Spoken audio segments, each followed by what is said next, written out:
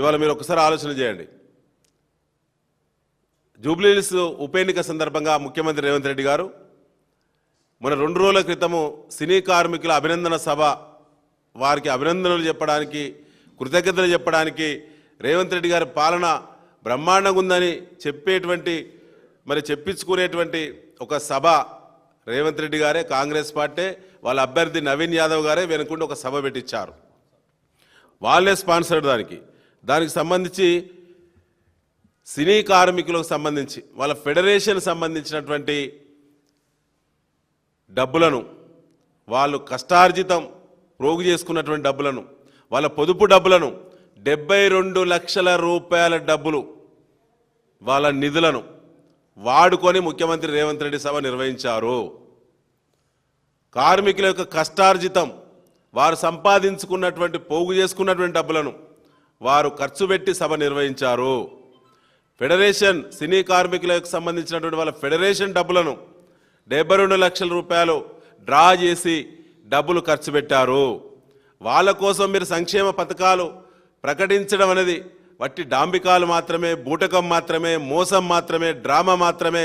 ఇది పచ్చి మోసం సినీ కార్మికులకు మరొకసారి ముఖ్యమంత్రి రేవంత్ రెడ్డి అభ్యర్థి నవీన్ యాదవ్ చేశారనేటువంటి విషయాన్ని మీ ద్వారా నేను చెప్పదలుచుకున్నాం. ఒక్కొక్క యూనియన్ బెదిరించడం, వాళ్ళ యూనియన్ అధ్యక్షుడే బెదిరింపులకు లోన్ ఇవ్వడం, వారి డబ్బులతోటే సభ నిర్వహించడం, ఇవాళ 72 లక్షల రూపాయలు ఫెడరేషన్ డబ్బులతోటే సభ నిర్వహించారు. దానికి ఆ ఖర్చంతా కూడా అభ్యర్థి నవీన్ యాదవ్ కాంగ్రెస్ పార్టీ అభ్యర్థి ఖాతాలో జమ చేయాల్సిందే ఎన్నికల కమిషను. అది ముఖ్యమంత్రి రేవంత్ రెడ్డి స్వయంగా పాల్గొన్నటువంటి సభ, అది ప్రచార సభ. అది ప్రచార సభ అని చెప్పి గతంలోనే అనుమతులు ఇవ్వకూడదని చెప్పి బీఆర్ఎస్ కంప్లైంట్ చేసినప్పుడు కూడా ఎన్నికల కమిషన్ ఏ విధంగా అనుమతి ఇచ్చిందో సమాధానం చెప్పాలి. పోలీసులు ఏ విధంగా పోలీస్ గ్రౌండ్ను, పోలీస్ అధికారులు ఏ విధంగా సభ నిర్వహణకు అనుమతులు ఇచ్చిందో పోలీస్ అధికారులు దానికి బాధ్యత వహించి సంబంధిత పోలీస్ అధికారులపైన మరి క్రమశిక్షణా చర్యలు చేయాలని చెప్పి మేము డీజీపీ గారిని కూడా మేము కోరడం జరుగుతూ ఉన్నది.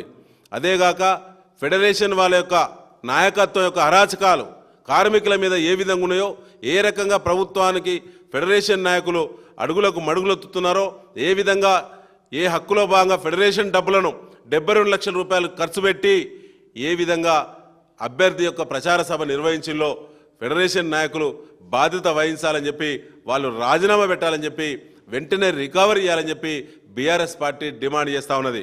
ఆ రికవరీ కూడా అభ్యర్థికి సంబంధించి, అభ్యర్థి దానికి బాధ్యుడు, దానికి ముఖ్యమంత్రి రేవంత్ రెడ్డి గారే బాధ్యులు.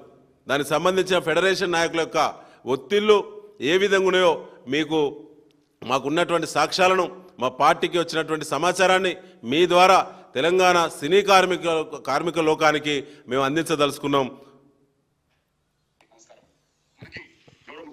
ఏదైతే చెప్పారో డెత్ ఫండ్ 5 లక్షలు, ఆరోగ్యశ్రీ 10 లక్షల రూపాయలు ప్రతి మనిషికి కుటుంబంలో ఇది వర్తింపజేయడానికి మన యూనియన్ యొక్క సభ్యుల యొక్క డేటా వారు అడిగిన విషయం అందరికీ కూడా తెలుసు. ఇప్పటికే వారు చాలాసార్లు అడుగుతున్నారు. ఫైనల్ గా శనివారం లోపు డేటా అందరూ ఇవ్వాలని చెప్పేసి వారికి చెప్పడం జరిగింది. ఒకవేళ శనివారం డేటా ఇవ్వచ్చో ఆ యూనియన్ నుంచి ఒక లెటర్ పంపగలరు ఫెడరేషన్ కి, ప్లస్ లేబర్ ఆఫీస్ కి. మా యూనియన్ సభ్యులకి మీరు ఇచ్చే ఇన్సూరెన్స్ అవసరం లేదు, డెత్ ఫండ్ అవసరం లేదు అని మీరు ఒక లెటర్ ఇవ్వాలట. అలా ఇస్తే మాత్రమే వాళ్ళు పరిగణలో తీసుకుంటారట. లెటర్ ఇవ్వకుండా, డేటా ఇవ్వకుండా ఉంటే ప్రభుత్వం వారు పదే ఫోన్ చేసి అడుగుతున్నారు. ఎవరైనా ప్రభుత్వం మీకు సహాయం చేస్తుంది అంటే వెంటనే డేటా కూడా ఇవ్వలేకపోతున్నారని చెప్పేసి వారు మాట్లాడుతున్నారు. కాబట్టి మీకు ఫైనల్ గా అసలు యూనియన్ లో ఇష్టం ఉంటే డేటా ఇవ్వండి, ఇష్టం లేకపోతే మా యూనియన్ సభ్యులకు అవసరం లేదని ఫెడరేషన్ ఒక రాతపూర్వకమైన లెటర్ ఇవ్వాలని మేము కోరుతున్నాము. కాబట్టి శనివారం లోపు ఏదైతే ప్రభుత్వం అడిగారో ఆ వివరాలన్నీ కూడా శనివారం లోపు తప్పనిసరిగా అందజేయాలని పదే కోరుతున్నాము. ఇది మన సభ్యులకి సంక్షేమానికి చాలా బాగా ఉపయోగపడుతుంది ఈ పథకాలు. కాబట్టి యూనియన్ లో మీరు వ్యక్తిగతంగా ఇన్సూరెన్స్ చేయలేదు కాబట్టి ఈ ఇన్సూరెన్స్ చేసే ప్రభుత్వానికైనా సరే మీ యూనియన్ సభ్యులు డేటా కూడా ఇవ్వలేకపోతున్నారంటే మీరు ఆలోచించాలి. అసలు ఆలోచన కనీసం సభ్యులు చెప్తున్నారు లేదు కొన్ని అర్థం కావట్లేదు యూనియన్లు. కాబట్టి అందరికీ సభ్యులు చేరవేసి వారి దగ్గర నుంచి డేటా అంతా కూడా సేకరించి ఫెడరేషన్ కి అటు లేబర్ ఆఫీస్ పంపాలని కోరుతున్నాం. గతంలో మీరు ఏదైతే సందేహం పెట్టారో ఓన్లీ తెలంగాణ ఆధార్ కార్డేనా అని, ఆధార్ కార్డు ఉంటే చాలు, అది ఆంధ్రానా తెలంగాణ ఇండియానా అని కాదు, ఇండియాలో ఎక్కడ ఆధార్ కార్డు ఉన్నా సరే అందరికీ ఈ యొక్క పథకం వర్తిస్తుంది. కావున ఈ అందరూ కూడా కార్మికుడికి అవకాశం సద్వినియోగం చేసుకోవడానికి మన యూనియన్ నాయకులు సహకరించి అందరూ కూడా త్వరగా డేటా ఇవ్వాలని కోరుతూ మీ అనిల్ కుమార్ వల్లభనేని అధ్యక్షులు తెలుగు ఎంప్లాయీస్ ఫెడరేషన్. వీరు ఫెడరేషన్ అధ్యక్షుల వారి యొక్క హెచ్చరికలండి. వీరు బాధితులు. 28వ తారీఖు అక్టోబర్ 10వ నెల, ఇది 25వ సంవత్సరం. అయితే మీరు 24 యూనియన్లకు సంబంధించిన వాళ్ళందరూ వస్తున్నారు, వాళ్ళ గురించే ఈ మీటింగ్ అని చెప్పేసి అన్నారు.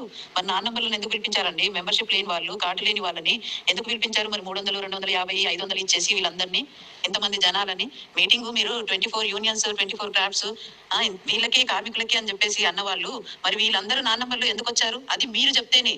మీరు అందరికి ప్రతి కోఆర్డినేటర్ కి ఫోన్లు చేసి చెప్పి ఈ జనాలని రప్పించేటట్లు చేశారు. అక్కడ అనీఫ్ సాంగి దగ్గర నుంచి అనీఫ్ వాళ్ళ ఆయన శ్రీకాంత్, నరేష్, ఎంతో మంది కోఆర్డినేటర్స్ ఉన్నారు, జనాలను తీసుకొచ్చే కోఆర్డినేటర్స్. అంతమందికి మీరు ఫోన్లు చేసి చెప్పి జనాలను రప్పించారు. ఈరోజు మిత్రులారా, ఫెడరేషన్ రూపంలో కష్టాన్ని నమ్ముకొని బ్రతికేటువంటి కార్మికుల యొక్క పొట్టను ఏ విధంగా కొట్టి వాళ్ళు సంపాదించినటువంటి డబ్బులను ఫెడరేషన్ అకౌంట్లో దాచుకున్నటువంటి 72 లక్షల రూపాయలను ఖర్చు పెట్టి ముఖ్యమంత్రి రేవంత్ రెడ్డి మొన్న అభినందన సభ రూపంలో ఊరేగిండు. అది జూబ్లీహిల్స్ నియోజకవర్గంలో జరిగినటువంటి ప్రచార సభ. అది నవీన్ యాదవ్ కాంగ్రెస్ పార్టీ అభ్యర్థికి సంబంధించిన సభ కాబట్టి నవీన్ యాదవ్ అభ్యర్థికి సంబంధించినటువంటి ఖర్చులో ఆ 72 లక్షల రూపాయలు ఖర్చు అయినట్టే. కాబట్టి కాంగ్రెస్ పార్టీ అభ్యర్థి ఆయన యొక్క అర్హత అంచనాకు మించి ఖర్చు పెట్టినట్టే.